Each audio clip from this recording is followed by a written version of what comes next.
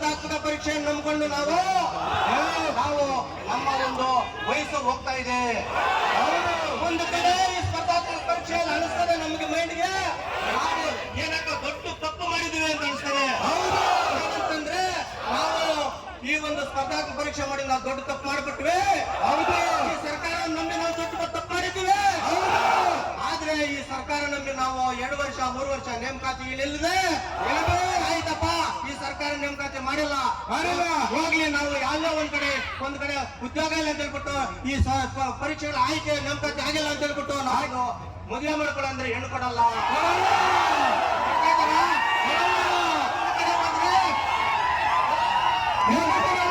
ಒಂದು ಕಡೆ ಹೋದ್ರೆ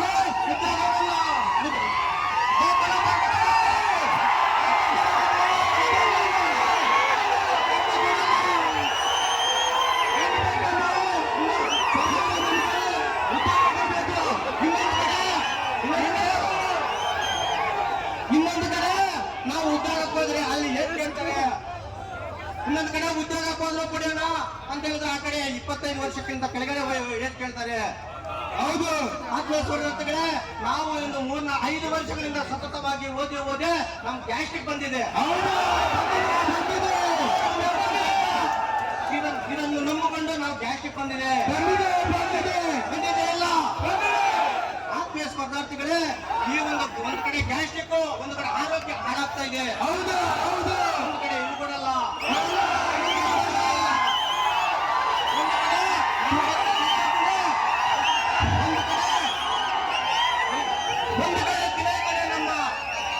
ನಮ್ಮ ವಯಸ್ಸು ಮೀರ್ತಾ ಇದೆ. ಹೌದು, ನಮ್ಮ ಯೌವನ ಕುಸಿತಾ ಇದೆ. ಇವಾಗ ಯೌವನ ಬರ್ತದ, ಈ ಸರ್ಕಾರ ಬರ್ತದ, ಪತ್ರಿಕೆಗಳು ಕೊಡಬೇಕು. ಹೌದು, ಆತ್ಮೀಯ ಸ್ಪರ್ಧಾರ್ಥಿಗಳೇ, ಯಾರಾದ್ರೂ ಈ ಕರ್ನಾಟಕ ರಾಜ್ಯದಲ್ಲೇ ಅತಿ ಹೆಚ್ಚು ತುಳಿತಕ್ಕೊಳಗಾಗಿ ಅತಿ ಹೆಚ್ಚು ನಮ್ಗೆ ಅನ್ಯಾಯ ಆಗ್ತಾ ಇರೋದು ಯಾರಾದಿದ್ರೆ ನಮ್ಮ ಸ್ಪರ್ಧಾರ್ಥಿ ವಿದ್ಯಾರ್ಥಿಗಳು.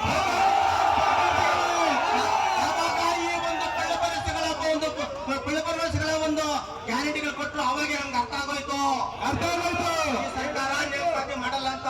ಹೌದು, ಒಳ ಮೀಸಲಾತಿ ಅಂತ ಹೇಳ್ತಾರೆ, ಒಂದು ಕಡೆ ಹೇಳ್ತಾರೆ 50% ರಿಸರ್ವೇಶನ್ ಅಂತ ಹೇಳ್ತಾರೆ. ಹೌದು, ಇವರೇ ಹೋಗ್ತಾರೆ ಕೋರ್ಟ್ ಅಲ್ಲಿ ಡೇಟ್ ಕೊಡಿ ಅಂತಾರೆ. ಹೌದು, ತಪ್ಪ. ಹೌದು, ಒಂದು ಕಡೆ ನಮ್ಮ ಜೀವನ ದುಡ್ಡಿದೆ, ಆ ಕಡೆ ಕೆಪಿಎಸ್ಸಿ ಚೆಲ್ಲಾಟ ಆಡ್ತಾ ಇದೆ.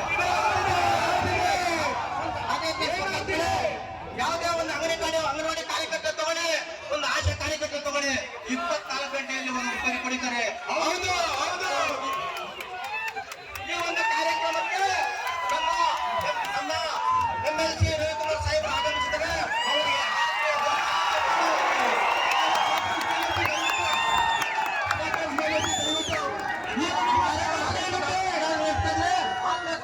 ನಾನು ಜಾಸ್ತಿ ಟೈಮ್ ತಗೊಳ್ಳಿ, 2 ನಿಮಿಷ ತಗೊಳ್ತೀನಿ.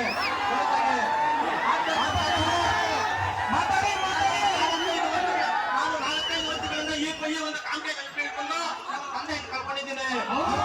ತಂದೆ ಕಳ್ಕೊಂಡಿದ್ದು, ಒಂದು ಕಡೆ ವಯಸ್ಸಾಗ್ತಾ ಇದೆ. ನಾವು ಭಗತ್ ಸಿಂಗ್ ರಾಜಗುರು ಸಿಗ್ನಲ್ ಆಗೋದಿಲ್ಲ. ನನಗೇನಾದ್ರು ಒಂದು ಅಣ್ಣ ನಮ್ಮ ಕಾಕಿನಾಡೋರು ಮನೆ ಮಾಡ್ಕೊಂಡಿದ್ದೆ, ಅಣ್ಣ ನನಗೊಂದು ಅವಕಾಶ ಕೊಡೋಣ, ನನಗೆ ಹೆಂಗೋ ಗ್ಯಾಸ್ಟ್ರಿಕ್ ಆರೋಗ್ಯ ಕೆಟ್ಟಿದೆ,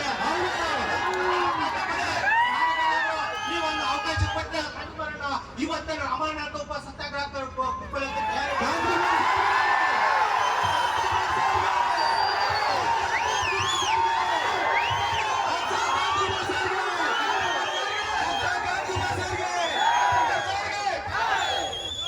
ಸ್ಪರ್ಧಾರ್ಥಿಗಳೇ, ನನ್ನ ಜೀವ ಹೋದ್ರೂ ಪರವಾಗಿಲ್ಲ, ನನ್ನ ಪ್ರಾಣ ಕೊಡ್ತೀನಿ.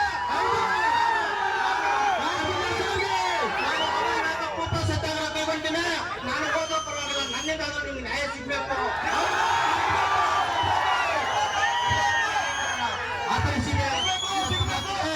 ಆತ್ಮೀಯ ಸ್ಪರ್ಧಾರ್ಥಿಗಳೇ, ಇನ್ನೊಂದು ವಿಷಯ ಹೇಳೋದಂದ್ರೆ, ಯಾವುದೇ ಕಾರಣಕ್ಕೂ ನೆಕ್ಸ್ಟ್ ಮುಂದೆ ಬರುವಂತ ನೇಮಕಾತಿಗಳು ಆದ್ರೆ ಕೆಪಿಎಸ್ಸಿ ಮಾತ್ರ ಕೊಡಬೇಡಿ ಅಂತ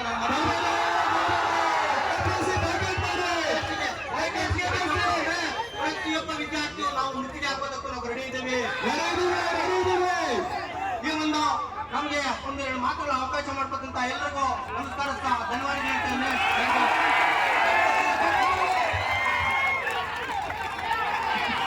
ಎಲ್ಲರಿಗೂ ನಾನು ಮನವಿ ಮಾಡ್ಕೊತೀನಿ. ಯಾರು ಸಹಾಯ ಸ್ಥಿತಿಗೆ ಹೋಗ್ಬೇಡಿ, ಸಾಯಿಸ ಪರಿಸ್ಥಿತಿ ಬರಬೇಕು.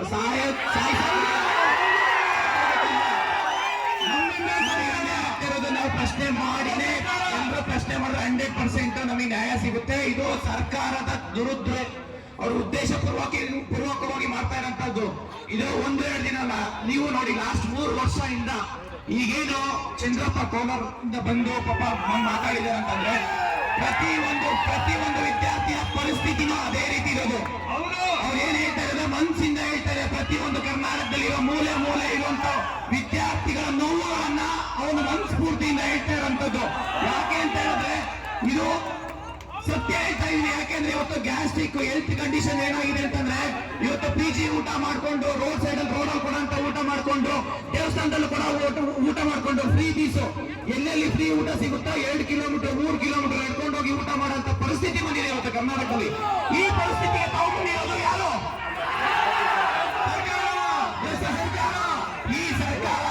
ಈ ಸರ್ಕಾರ ಬರೋದಕ್ಕೆ ಮುಂಚೆ ಇವರು ಪ್ರಣಾಳಿಕೆಯಲ್ಲಿ ಹೇಳಿದ್ರು 1 ವರ್ಷದಲ್ಲಿ 1 ಲಕ್ಷ ವೇಕೆನ್ಸಿ ಫಿಲ್ ಮಾಡ್ತೀನಿ ಅಂತ ಹೇಳಿ. ಅವರು ಇದ್ದಿದ್ದು ವೇಕೆನ್ಸಿ 3 ವರ್ಷದ ಮುಂಚೆ ಇದ್ದಿದ್ದು ವೇಕೆನ್ಸಿ 2,50,000. 2.5 ಲಕ್ಷ ವೇಕೆನ್ಸಿನ 5 ವರ್ಷದಲ್ಲಿ ನಾವು ಹಂತವಾಗಿ ಫಿಲ್ ಮಾಡ್ತೀವಿ. ಮೊದಲನೇ ವರ್ಷದಲ್ಲಿ 1 ಲಕ್ಷ ವೇಕೆನ್ಸಿ ಫಿಲ್ ಮಾಡ್ತೀನಿ ಅಂತ ಹೇಳಿದ್ರು. ಹೇಳಿದ್ರೆ ಇಲ್ವಾ? ಏನ್ ಹೇಳಿದೀರಾ ಅದನ್ನ ನಾವು ಕೊಡಿ ಅಂತ ಕೇಳ್ತಾ ಇದೀವಿ ಅಷ್ಟೇ. ನೀವು 5 ಗ್ಯಾರಂಟೀಸ್ ನ ಇಂಪ್ಲಿಮೆಂಟ್ ಮಾಡ್ರಿ. ಅದರಲ್ಲಿ ಒಂದೊಂದೇ ಗ್ಯಾರಂಟೀಸ್ ಹೋಗ್ತಾ ಇದೆ. ಹೌದಾ ಇಲ್ಲ? ಯೋಚನೆ ಮಾಡಿ, ಯಾವುದೇ ಸರ್ಕಾರ ಒಂದ್ಸತಿ ಫ್ರೀ ಬೀಸ್ ಕೊಟ್ಟಾದ್ಮೇಲೆ ಆ ರಾಜ್ಯ ಆಗಿರ್ಬೋದು, ಆ ದೇಶ ಆಗಿರ್ಬೋದು ದಿವಾಳಿ ಆಗೋದು. ದಿವಾಳಿ ಅಂತಂದ್ರೆ ಇದು ಇನ್ನೊಂದು. ನೀವು ಈ ರೀತಿ ಪರಿಸ್ಥಿತಿ ತಗೊಂಡ್ರೆ ಇಲ್ಲಿ ನಮ್ಮ ರಾಜ್ಯದ ಯುವಕರು ಇರ್ಬೋದು, ನಮ್ಮ ದೇಶದ ಯುವಕರು ಯಾರು ಸುಮ್ಮನೆ ಇರಲ್ಲ ಮುಂದಿನ ದಿನಗಳಲ್ಲಿ.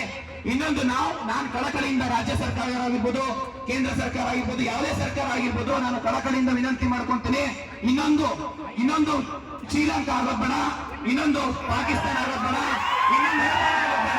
ಇನ್ನೊಂದು ಬಾಂಗ್ಲಾದೇಶ ಆಗೋದ್ ಬೇಡ ಅಂತ ಹೇಳ್ಬಿಟ್ಟು ಮನವಿ ಮಾಡ್ಕೊಂತೀನಿ. ಯಾಕೆ ಅಂತಂದ್ರೆ ಇವತ್ತಿನ ಯುವಕರಿಗೆ ನೀವು ಅನ್ಯಾಯ ಮಾಡ್ತೀರಾ.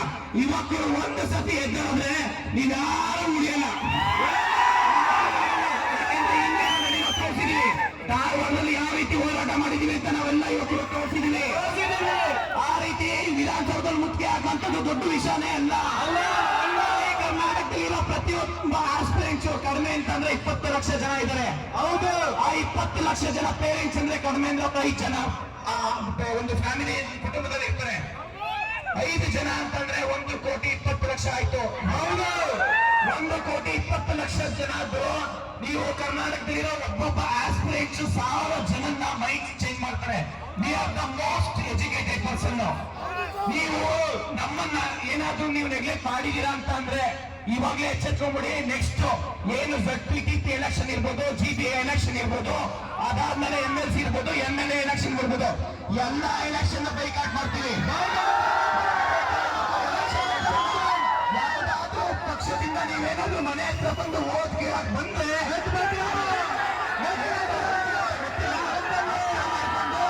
ಏನು ಇವಾಗ ರಾಜ್ಯ ಸರ್ಕಾರದಲ್ಲಿ 54,000 ಹುದ್ದೆಗಳನ್ನ ನೀವು ನೇಮಕಾತಿ ಮಾಡ್ತೀನಿ ಅಂತ ಹೇಳ್ತಾ ಇದ್ದೀರಾ. ನಾವು ಈ ಕಿವಿಯಲ್ಲಿ ಕೇಳ್ತಾನೆ ಇದೀವಿ. ಕೇಳೋದು ಸಾಕಾಗಿದೆ ಇವಾಗ. ಹೌದು, ಒಂದ್ಸತಿ ಆಗ್ಬೋದು, 2 ಸತಿ ಆಗಿರ್ಬೋದು. ಲಾಸ್ಟ್ 3 ವರ್ಷದಿಂದ ಕೇಳ್ತಾನೆ ಇದೀವಿ. ನೀವು ಬರೀ ವಯೋಮಿತಿ ಅಷ್ಟೇ, ವಯೋಮಿತಿ ಜಾಸ್ತಿ ಮಾಡೋದಕ್ಕೆ 3 ವರ್ಷ ತಗೊಂಡಿದ್ದೀರಾ. ಇನ್ನು ನೇಮಕಾತಿ ಮಾಡೋದಕ್ಕೆ ಇನ್ನು ಎಷ್ಟು ದಿನ ಬೇಕು? ನಮ್ಮ ಪ್ರಶ್ನೆ ಅದೇ.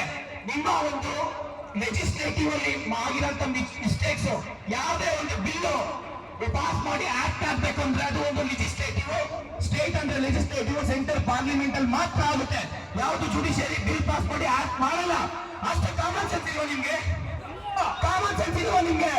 ರಾಜಕೀಯ ವ್ಯಕ್ತಿಗಳು ನೀವು ಅನ್ಎಜುಕೇಟೆಡ್. ಮೊನ್ನೆ ನಾನು ಅಸೆಂಬ್ಲಿ ನೋಡ್ತಿದ್ದೆ, ಸ್ಪೀಕರ್ ಹೇಳ್ತಿದ್ರು ನಿಮಗೆ ಒಂದು ಲ್ಯಾಪ್ಟಾಪ್ ಕೊಡ್ತೀನಿ, ಟ್ಯಾಬ್ ಕೊಡ್ತೀನಿ, ಅದರಲ್ಲಿ ನಿಮಗೆ ಟ್ರೈನಿಂಗ್ ಕೊಡ್ತೀನಿ ಅಂತ. ಇಲ್ಲಿ ಕಂಪ್ಯೂಟರ್ ಆಪರೇಟರ್ ಎಕ್ವಿಪ್ಮೆಂಟ್ ಮಾಡ್ಕೊಂಡಿಲ್ಲ ನೀವು.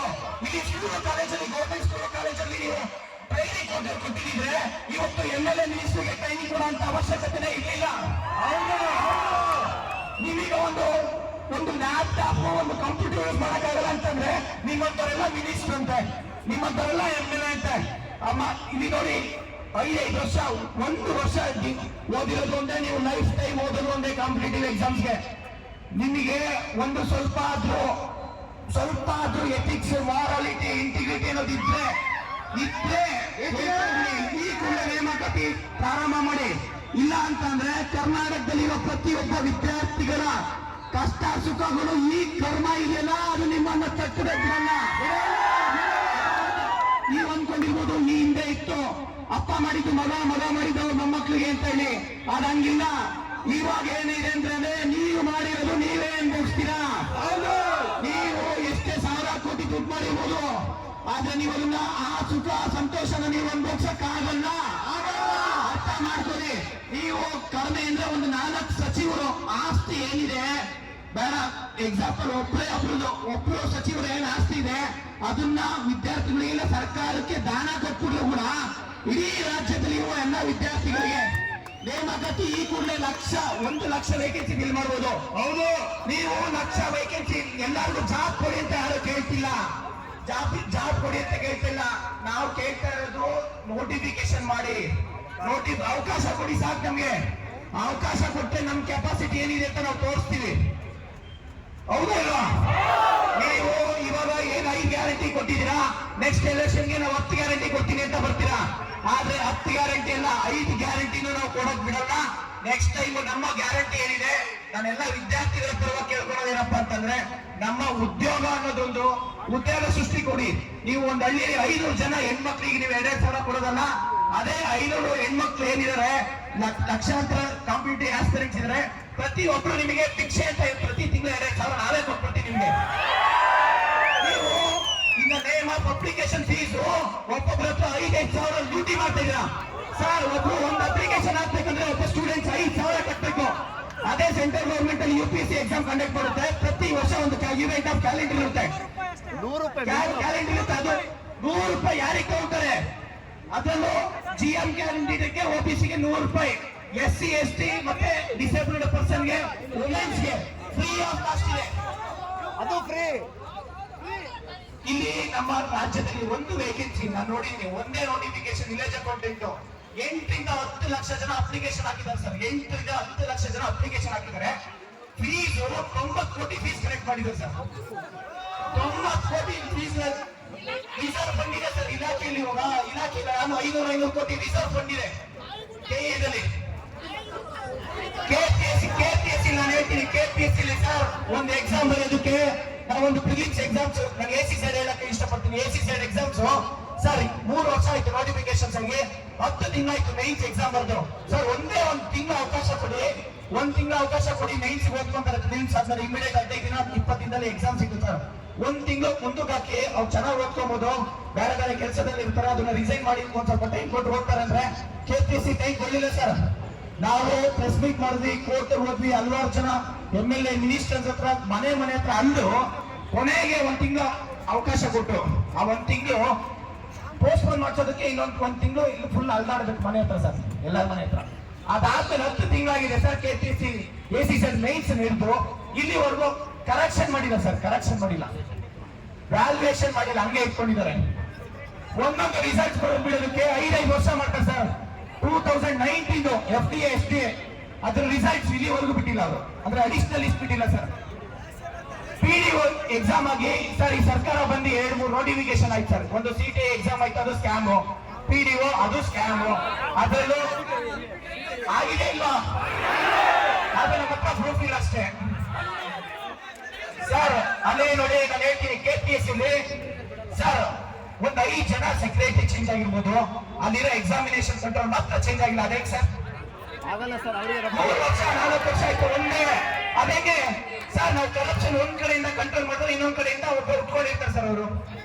ನಾವ್ ಈ ಕಡೆ ಸೀರಿಯಸ್ ಯಾರಾದ್ರೂ KPSC secretary sir examination controller ಅಂತಂದ್ರೆ ಕ್ವಶನ್ ಪೇಪರ್ ಯಾರು ರೆಡಿ ಮಾಡ್ತಾರೆ? Examination controller. ಬೇರೆ ಎಲ್ಲಾ ಕಡೆ ಊರೆಲ್ಲ ಫುಲ್ ಸ್ಟ್ರಿಕ್ಟ್ ಆಗಿ ನಡೆಸಿ ಮನೆ ಒಳಗಡೆ ಕಳ್ತನ ಮಾಡ್ತಾರೆ ಅವರು. ಹೌದಲ್ವಾ? ಅದರಲ್ಲಿ ಸರ್ KE ಇಂದ 5th ಆಪ್ಷನ್ ಬರುತ್ತೆ. ಪ್ಲಸ್ ನಾವೇ ಎಷ್ಟು ಸತಿ ಹೋರಾಟ ಮಾಡಿದೀವಿ KE ರಿಫಾರ್ಮ್ ಮಾಡೋದಕ್ಕೆ. ಈ ಹಿಂದೆ ಇದ್ದಂತ ಎಕ್ಸಿಕ್ಯೂಟಿವ್ ಡೈರೆಕ್ಟರ್ ಅವರು ಹೆಸರು ತಗೊಳೋದು ಬೇಡ, IAS ಆಫೀಸರ್ ಅಲ್ಪ ಸ್ವಲ್ಪ ಕರಪ್ಷನ್ ಆಗುತ್ತೆ ಅಂತ ಹೇಳಿದ್ರು ಸರ್. ಕಂಟಿನ್ಯೂಸ್ ಆಗಿ ಅವ್ರ ಹಿಂದೆ ಬಿದ್ದು ಎಲ್ಲ ಮಿನಿಸ್ಟರ್ ಹೋಗಿ ಮನವಿ ಕೊಟ್ಟು ಅವ್ರನ್ನ ಟ್ರಾನ್ಸ್ಫರ್ ಮಾಡಿಸಿದ್ವಿ ಸರ್. ಅದಾದ್ಮೇಲೆ executive director Prasanna Kumar sir ತಗೊಂಡ್ರು. ಇವತ್ತು ಬಡವರು ಎಷ್ಟೊಂದು ಜನ ಸರ್ ನಾನ್ ನೋಡಿದ್ದೀನಿ ಅವಾಯ್ ಚಪ್ಪಲಿ ಹಾಕೊಂಡಿರೋನು ಇವತ್ತು PS ಆಗಿದ್ದಾನೆ. ಎಷ್ಟೋ ಜನ 2-3 ಪೋಸ್ಟ್ ಅಲ್ಲಿ ಅಂದ್ರೆ 2-3 ಕಾಮನ್ ಕ್ಯಾಂಡಿಡೇಟ್ಸ್ ಇದೆ ಸರ್. ಅಂದ್ರೆ ಯಾಕೆ ಅಂತಂದ್ರೆ ಆತರ ಅಧಿಕಾರಿಗಳು ಕೆಪಿಎಸ್ಸಿ ಬೋರ್ಡ್ ಮೇಲೆ ಕಿಕ್ ಬಿಚ್ಚಾಕಿ sir. KPSC Karnataka staff selection commission ಅಂತ ಮಾಡಿ ಸರ್. ಸರ್ ಸೆಂಟ್ರಲ್ ಗೌರ್ಮೆಂಟ್ ಅಲ್ಲಿ ಸರ್ ಎವ್ರಿ ಇಯರ್ ನೋಟಿಫಿಕೇಶನ್ ಆಗುತ್ತೆ. 1,00,000 1.5 ಲಕ್ಷ ವೇಕೆನ್ಸಿ ಫಿಲ್ ಮಾಡ್ತಾರೆ. ನಮ್ ಸ್ಟೇಟ್ ಅಲ್ಲಿ ಅದು ಸ್ಟಾಫ್ ಸೆಲೆಕ್ಷನ್ ಕಮಿಷನ್ 30,000 40,000 ಒಂದೇ ಅಪ್ಲಿಕೇಶನ್ ಫೀಸು, ಒಂದೇ ಅಪ್ಲಿಕೇಶನ್, ಒಂದೇ ಎಕ್ಸಾಮ್ಸ್ ಕಾಮನ್ ಎಲ್ಲರಿಗೂ ಎಲ್ಲಾ ಪೋಸ್ಟ್ ಅಲ್ಲಿ ಇರುತ್ತೆ sir. Group C syllabus common ಇರುತ್ತೆ. ಅದ್ರಲ್ಲಿ ನಮ್ಮ ಕರ್ನಾಟಕದಲ್ಲಿ ಯಾಕೆ ಬರ್ಬಾರ್ದು sir? Karnataka staff selection commission ಅಂತ ಯಾಕೆ ತಗೊಂಡ್ಬರ್ಬಾರ್ದು? ಒಂದೇ ಎಕ್ಸಾಮ್ ಸರ್. ಇಲ್ಲಿ ಕರ್ನಾಟಕದಲ್ಲಿ ಎಲ್ಲಾ ಗ್ರೂಪ್ ಸಿ ಸಿಲೆಬಸ್ಗೆ ಕಾಮನ್ ಸಿಲೆಬಸ್ ಇದೆ, ಇದೇ ಅಲ್ವಾ? ಒಂದೇ ಎಕ್ಸಾಮ್ ಮಾಡಲಿ ಸರ್. ಇವ್ರು ಬೇಕು ಅಂತ ಏನ್ ಮಾಡ್ತಾರೆ ಅಂತಂದ್ರೆ 500,000 ನೋಟಿಫಿಕೇಶನ್ ವೇಕೆನ್ಸಿ ಕರೆಯಲ್ಲ ಸರ್. ಒಂದು ನೋಟಿಫಿಕೇಶನ್ ಅಲ್ಲಿ 5, 10, 15 ಒಂದೊಂದು ಟೈಮ್ 2, 1 ಸರ್. 5 ವೇಕೆನ್ಸಿ ಇದ್ರು ಎಲ್ಲರೂ ಲಕ್ಷಾಂತರ ಜನ ಅಪ್ಲಿಕೇಶನ್ ಹಾಕ್ತಾರೆ ಸರ್. ಮತ್ತೆ ಸರ್ ಒಂದೊಂದು ಅಪ್ಲಿಕೇಶನ್ ಹಾಕೋದಕ್ಕೆ ವಿದ್ಯಾರ್ಥಿಗಳು ಇವತ್ತು ಏನ್ ಮಾಡ್ತಾರೆ ಅಂತಂದ್ರೆ ಅವರು ಕ್ಯಾಟರಿಂಗ್ ಕೆಲಸ ಮಾಡ್ತಾರೆ ಸರ್, ಓಲೋ ಓಬರ್ ಓಡಿಸ್ತಾರೆ ಸರ್, ಝೊಮ್ಯಾಟೊ ಸ್ವಿಗ್ಗಿ ರಾಪಿಡೋ ಓಡಿಸ್ತಾರೆ ಸರ್. ಅಲ್ಲಿ ಬೆಳಗ್ಗೆಯಿಂದ ರಾತ್ರಿ 11 ಗಂಟೆ ತನಕ ಅಂದ್ರೆ ಒಂದು 8 ರಿಂದ 10 ಅವರು ಅಲ್ಲಿ ಓಡಿಸ್ಕೊಂಡ್ಬಂದು ಈ ಬೆಂಗಳೂರು ಸಿಟಿಯಲ್ಲಿ ಕಷ್ಟಪಟ್ಟು ಟ್ರಾಫಿಕ್ ಅಲ್ಲಿ ಗಾಡಿ ಓಡಿಸ್ಕೊಂಡಾದ್ಮೇಲೆ ಮಧ್ಯಾಹ್ನ 2-3 ಅವರ್ ಲೈಬ್ರರಿ ಹೋಗಿ ಕುತ್ಕೊಂಡು ಓದ್ತಾ ಇದ್ದಾರೆ ಸರ್. ಆ ಪರಿಸ್ಥಿತಿ ಯಾಕೆ ಅಂತ ಕೇಳಿದ್ರೆ ನನ್ನ ಬಂದು ಮಾತಾಡ್ತಾರೆ ಸರ್. ಸರ್ ನೋಟಿಫಿಕೇಶನ್ ಇಲ್ಲ, ನೋಟಿಫಿಕೇಶನ್ ಮಾಡೋ ತನಕ ನೋಟಿಫಿಕೇಶನ್ ಮಾಡೋದ್ರೊಳಗಡೆ ನನ್ ಸ್ವಲ್ಪ ತುಂಬಾ ಬರ್ತಾ ಇದೆ ಸರ್, ಆಗ್ತಾ ಇಲ್ಲ. ನಾನು ಹೋಟೆಲ್ ಕೆಲಸ ಮಾಡ್ತಾ ಇದ್ದೀನಿ. ಎಷ್ಟೋ ಜನ ಇವತ್ತು ಬಾರಲ್ಲಿ ಕೆಲಸ ಮಾಡ್ಕೊಂಡು ಹೋಗ್ತಾ ಇದ್ದಾರೆ ಸರ್. ನಾನು ಧಾರವಾಡದಲ್ಲಿ ನೋಡಿದ್ದೀನಿ ಸರ್ ಎಷ್ಟೊಂದು ಜನ ಅಂತ ಬಾರಲ್ಲಿ ಕೆಲಸ ಮಾಡಿರೋನು ಇವತ್ತು ಸೆಲೆಕ್ಟ್ ಆಗಿದ್ದಾರೆ ಸರ್. ಅಂದ್ರೆ ಆಗಿರೋ ನೋಟಿಫಿಕೇಶನ್ ತುಂಬಾ ಕಡಿಮೆ ಸರ್. ಅದರಲ್ಲೂ CTA, PDO, village accountant, BMTC sir, ಅದರಲ್ಲೂ ಕಾಮನ್ ಎಲ್ಲಾ ಸ್ಟೂಡೆಂಟ್ಸ್ಗೂ ಅಪ್ಲೈ ಆಗಿರೋಂಥ ಜಾಬ್ ಅಂದ್ರೆ ಎಲ್ಲರೂ ಬರೆಯಂತ ಒಂದು ನೋಟಿಫಿಕೇಶನ್ ಯಾವ್ದಾದ್ರು ಮಾಡಿತ್ತಂದ್ರೆ ಮ್ಯಾಕ್ಸಿಮಮ್ 1,000 ಇಂದ 2,000 ಪೋಸ್ಟ್ ಅಷ್ಟೇ ಸರ್. ಅದಕ್ಕಿಂತ ಜಾಸ್ತಿ ಮಾಡೇ ಇಲ್ಲ. ಇವತ್ತು ವಿದ್ಯಾರ್ಥಿಗಳು ಎಷ್ಟು ಕಷ್ಟ ಆಗ್ತಿದೆ ಅಂತಂದ್ರೆ ಸರ್ ಏನ್ ಒಂದು ಎಕೋ ಸಿಸ್ಟಮ್ ಇದೆ ಕಾಂಪಿಟೇಟಿವ್ ಆಸ್ಪಿರೆಂಟ್ಸ್ ಸರ್ ಗೊತ್ತು ಸರ್. ಯಾಕೆ ಅಂತಂದ್ರೆ ಪ್ರತಿಯೊಂದು ಧಾರವಾಡದಲ್ಲಿ ಅರವಿಂದ್ ಅಲ್ಲ ಸರ್ ನಾವು ನೋಡಿರ್ಬೋದು, ಪ್ರತಿಯೊಂದು ಹೋರಾಟಕ್ಕೂ ನಮಗೆ ಇಲ್ಲಿ ಫ್ರೀಡಮ್ ಪ್ರಗ್ರೂಪ್ ಬಂದು ನಮಗೆ ಸಪೋರ್ಟ್ ಮಾಡ್ತಿದ್ರೆ. ಧಾರವಾಡದಲ್ಲೂ ಅಷ್ಟೇ, ಒಂದ್ ನಿಮಿಷ, ಧಾರವಾಡದಲ್ಲಿ ಪ್ರತಿಯೊಂದು ಆಸ್ಪಿರೆಂಟ್ಸ್ ಕಷ್ಟ ಹೆಂಗಿರುತ್ತೆ ಅಂತಂದ್ರೆ ಸರ್ ಒಂದು ದೇವಸ್ಥಾನದಲ್ಲಿ ಊಟ ಕೊಟ್ರೆ ಕ್ಯೂ 5,000 ಜನ 10,000 ಜನ. ಒಂದು ಮದುವೆ ಐತಂತಂದ್ರೆ ಇಲ್ಲೇ ಇದೆ ಸರ್ 3-4 ಅನ್ನ ಹಾಕೊಂತೀನಿ ಚಂದ್ರಲ್ಲಿ ಇವತ್ತಲ್ಲಿ ಆ ಲೊಕೇಶನ್ ಹಾಕಿದ್ರೆ ಸಾಕು ಸರ್. ಎಲ್ಲ ಸರ್ ಬರೀ ಹೆಣ್ಮಕ್ಳು ಹೋಗ್ತಾನೆ ಸರ್ ಊಟಕ್ಕೆ. ನಾನು ನಿನ್ನೆ ಹೋಗಿದ್ದೀನಿ ಸರ್. ಹೆಣ್ಮಕ್ಳು ಮಧ್ಯೆ ರೋಡಲ್ಲಿ ಸರ್ ಅವ್ರ ಅಪ್ಪ ಅಮ್ಮಗೆ ಏನಾಗುತ್ತೆ ಕೇಳಿ ಸರ್. ತುಂಬಾ ಅನ್ಯಾಯ ಆಗ್ತಾ ಇದೆ ವಿದ್ಯಾರ್ಥಿಗಳಿಗೆ. ಇದು ಸರ್ಕಾರ ಸರ್, ಇದು ಇವ್ರು ಮಾಡಿರೋ ತಪ್ಪು. ನಾನು ಅವಾಗಲೇ ಹೇಳಿದೆ ಸರ್, ಲೆಜಿಸ್ಲೇಟಿವ್ ಮಾಡಿರೋ ತಪ್ಪಿಗೆ ಕೋರ್ಟ್ ಮೇಲೆ ಗೈಡ್ ತೋರಿಸ್ತಾ ಇದೆ ಸರ್. ಕೋರ್ಟ್ ಇಲ್ಲಿ ಏನು ಮಿಸ್ಟೇಕ್ಸ್ ಇಲ್ಲ ಸರ್. ಅವ್ರು ಒಂದು ಬಿಲ್ ಪಾಸ್ ಮಾಡಲ್ಲ, ಒಂದು ಆಕ್ಟ್ ಮಾಡಲ್ಲ. ಏನಾದ್ರೂ ಒಂದು ಬಿಲ್ ಒಂದು ಆಕ್ಟ್ ಬಂದಿದ್ರೆ ಅದನ್ನ ಕೋರ್ಟ್ ಏನ್ ಮಾಡುತ್ತೆ, ಪರಿಶೀಲನೆ ಮಾಡುತ್ತೆ. ಒಂದು ಸ್ಟ್ಯಾಚ್ಯೂಟ್ ಸರ್. ಅದು ಕೋರ್ಟ್ ಕೆಲಸ ಏನಿದೆ ಸರ್, ತಪ್ಪು ಮಾಡಿ ಅದನ್ನ ಸ್ಟೇ ತಗೊಂಡ್ಬರ್ತಾರೆ, ಸರಿಪಡಿಸಪ್ಪ ಅಂತ ಹೇಳ್ತಾರೆ ಸರ್. ಅದು ಬಿಟ್ಬಿಟ್ಟು ಇವರೇ ಡೇಟ್ ಕೇಳ್ತಾರೆ ಸರ್, ಮುಂದಕ್ಕೆ ಹಾಕೊಂಡೋಗಿ ಅಂತ ಹೇಳ್ತಾರೆ. ಒಂದೊಂದ್ಸತಿ ಇವ್ರು ಅಟೆಂಡೇ ಆಗಲ್ಲ, ಅಡ್ವೊಕೇಟ್ಸ್ ಅಟೆಂಡ್ ಆಗಲ್ಲ. ಎಷ್ಟು ನೆಗ್ಲಿಜೆನ್ಸಿ ಅಂತಂದ್ರೆ ಇಷ್ಟು ನೆಗ್ಲಿಜೆನ್ಸಿ ನಮ್ಮ ಜೀವನದಲ್ಲಿ ಇಡೀ ಇಂಡಿಯಾದಲ್ಲಿ ಯಾವ ಸ್ಟೇಟ್ ಇಷ್ಟು ನೆಗ್ಲಿಜೆನ್ಸಿ ನೋಡೇ ಇಲ್ಲ ಸರ್.